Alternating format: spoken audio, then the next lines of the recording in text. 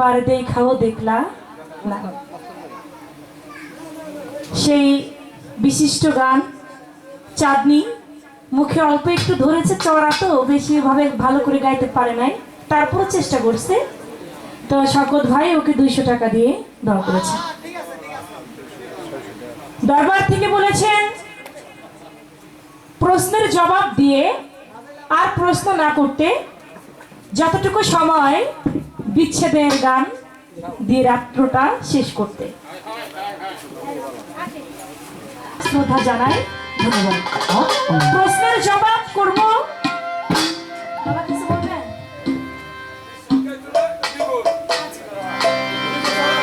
আচ্ছা আচ্ছা, বিচ্ছেদ গাইতে হইলে নিগুড় বিচ্ছেদ গাইতে হবে অবশ্যই।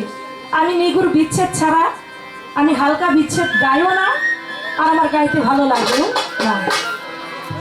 প্রশ্ন করেছে, প্রশ্নের জবাব দিতে গেলে একটা গান না গিয়ে কখনো প্রশ্নের জবাব মীমাংসা পুরো পরিপূর্ণভাবে আসে না। আমি সেদিকে লক্ষ্য রেখে ছোট করে গানটি দিয়ে আমি প্রশ্নের জবাব দুটি দিয়ে দেবো ইনশাআল্লাহ।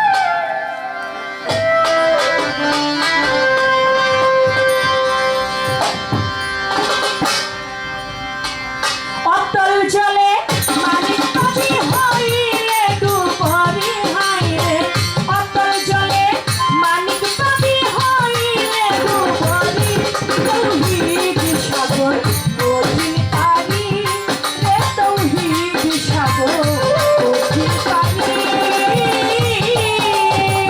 অতল জলে মানিক পাখি হইলে ডুবরি হায় হায়, অতল জলে মানিক পাখি হইলে ডুবরি, তৌহিদ সাগর কঠিন পানি রে, তৌহিদ সাগর কঠিন পানি।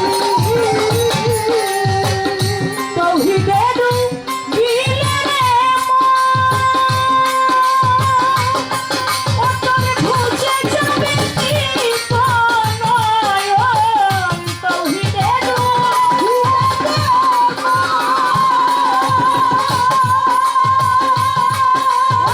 ভুজে যাবে নয়ন, নিবিড়া ছাড়া দেখবি সফল ভালো ভাবে জানি অতল, নিবিড়া ছাড়া দেখবি সফল ভালো ভাবে জানি, নিবিড়া ছাড়া দেখবি সফল ভালো ভাবে জানি, তৌহিদ সাগর কঠিন পানি রে, তৌহিদ সাগর কঠিন পানি।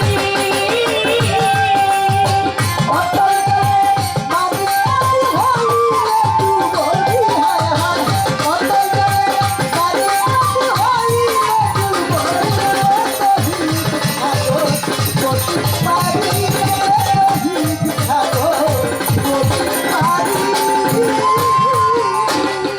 সে সাগরে জোয়ার ভাটা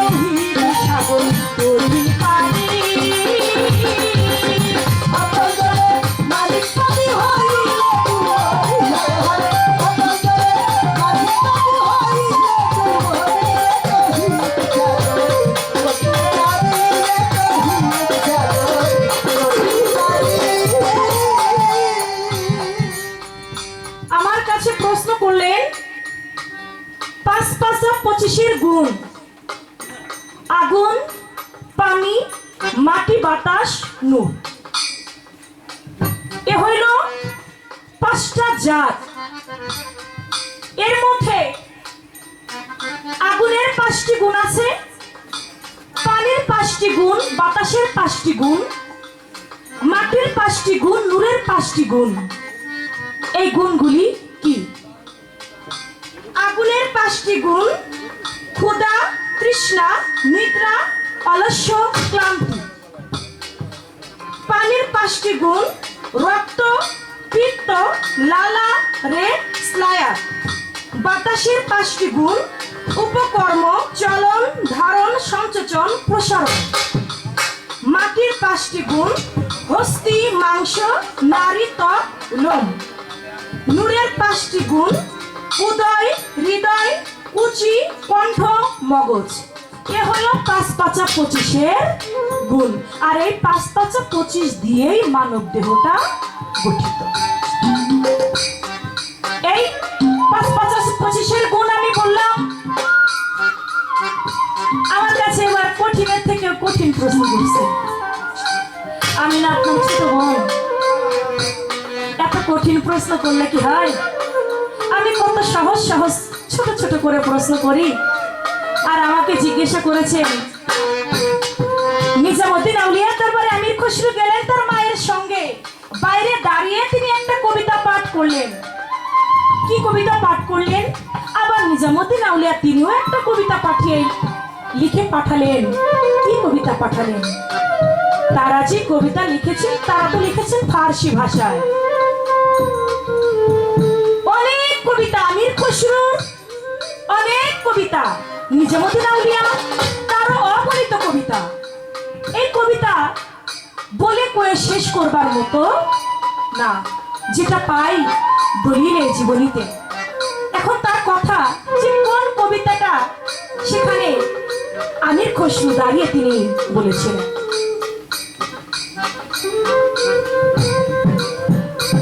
আমি হয়ে গেছি তুমি আর তুমি, আমি হয়ে গেছি তুমি আর তুমি হয়েছ আমি, শরীর আমি, আত্মা তুমি, পরে আর কেউ বলতে পারবে না তুমি একজন আমি আরেকজন। এই গরিবের খুশির ঈদের মাঠটি হলো তোমারই গলিতে। তোমার অতি পরিচিত জীবন সাথীকে তার আসল রূপে তোমারই গলিতে দেখলাম। আমারই কাবা, আমারই কেবলা তো একমাত্র তোমারই গলিতে। এটাকে লিখেছেন আমির খসরু, লিখেছেন কার কাছে? নিজামুদ্দিন আউলিয়ার কাছে। অনেক বড় লম্বা কবিতা, আমি ছোট্ট করে নিয়েছি।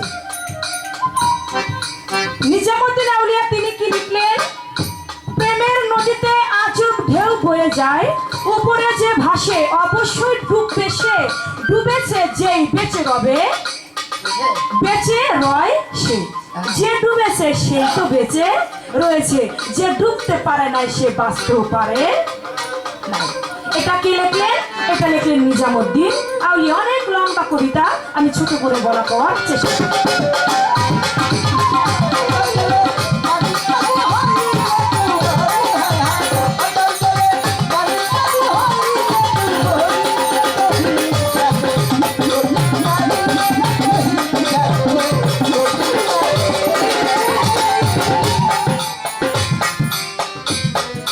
রাত্রভর আমরা নবদ বেলায় পালা গান করলাম। প্রশ্ন করতে নিষেধ করেছেন, প্রশ্ন করব না। মাওলা আলীর গুণগান, মাওলা আলীর প্রেমে আমার ওয়াইস করুনি পাগল, তিনিও কিন্তু প্রেমী পাগল ছিলেন। আমার দয়াল নবী বিদায়ের মুহূর্তে তার গায়ের জুব্বা মুবারকটা ধরে বললেন, আমার এই জুব্বা মুবারকটা ওয়াইস করুনি পাগলাকে তোমরা দিও। বলে সে কোথায় থাকে? বলে সে কুরুম শহরে থাকে। আমার দয়াল নবী তিনি যখন ওফাত গ্রহণ করলেন, ওই গায়ের জুব্বাটা মাওলা আলী করিমাল্লাহ ওয়াজহু, ওমর রাদিয়াল্লাহু তাআলা আনহু দুজনে মিলে রওনা করলেন জুব্বা মোবারকটা নিয়ে। যেতে যেতে পাহাড়ের কিছুটা দূর চলে গেছে, একজন ব্যক্তির কাছে জানতে চায়, তোমরা কি কেউ ওয়াইশ কুরুনি পাগলাকে দেখেছো? বলে, ওয়াইশ কুরুনি পাগলকে তো দেখি নাই, তবে ওয়াইশা পাগলা একজন আছে, ওই পাহাড়ের চূড়ায় তার মাকে একটা ঝুলার মধ্যে কাঁধে করে বয়ে বেড়ায়। তার মাকে কাঁধে করে বয়ে বেড়ায় ওই ওয়াইশা পাগলাকে আমরা দেখেছি। বলে, কোথায় তিনি থাকে? বলে, ওই তো কোন শহরে একটা পাহাড়ের চূড়ায় গিয়েছে।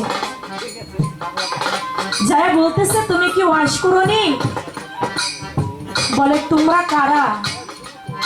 বলে, তোমাকে একটা জিনিস তোমার কাছে নিয়ে এসেছি। বলে, কি? বলে, এটা একটা জুব্বা। বলে, জুব্বাটা কার?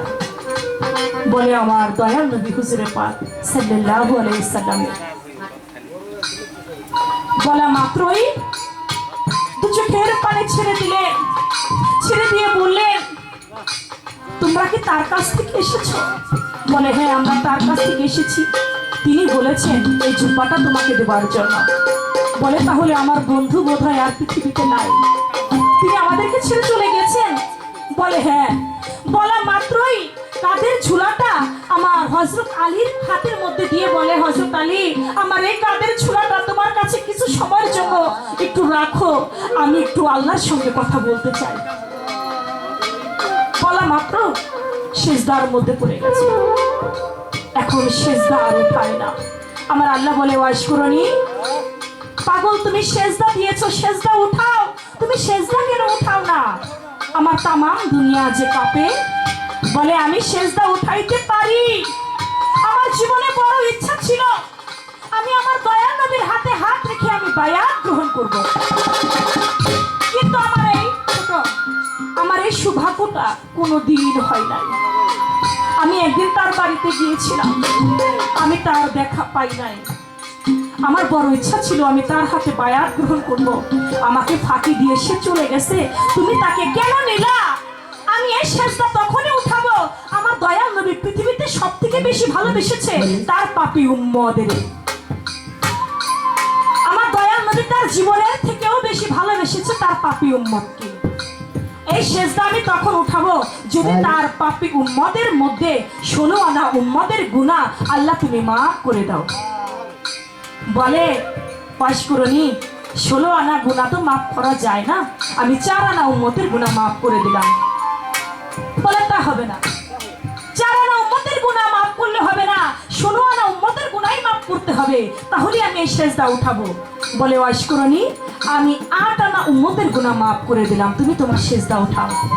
বলে, না, হবে না, আপনার 16 আনা উম্মতের গুনাহই মাফ করাইতে হবে। বলে, ওয়াইশ কুরুনি, আমি তোমার দয়াল নবীর, আমার বন্ধুর 12 আনা উম্মতের জীবনের গুনাহ মাফ করে দিলাম। বলে, হবে না, 16 আনা উম্মতের গুনাহ মাফ করতে হবে। এরই মধ্যে হযরত আলী ডাক দিয়ে বলে, ওয়াইশ কুরুনি, আমি যে ঝুলাটা আর কাঁধে রাখতে পারছি না, আমি যে মাটির মধ্যে ডুবে যাই, তুমি তোমার ঝুলাটা ধরো। সিজদা উঠাইয়া হযরত আলীকে বলল, আপনি কি করলেন? আর একটু সময় পরে যদি আপনি আমাকে ডাক দিতেন, আমি তো আমার দয়াল নবী পাপী উম্মতের মধ্যে 12 আনা উম্মতের জীবনের গুনাহ মাফ করে নিয়েছিলাম, আর যদি একটু সময় দিতেন তাহলে 16 আনা উম্মতের জীবনের গুনাহ মাফ হয়ে।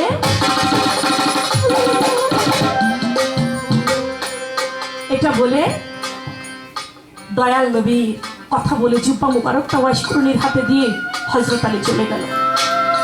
এদিকে ওয়াইশ কুরুনি পাগলা শুনতে পাচ্ছে হযরত আলীর সঙ্গে একটা যুদ্ধর ঘোষণা শুরু হয়ে গেছে এজিদের সঙ্গে।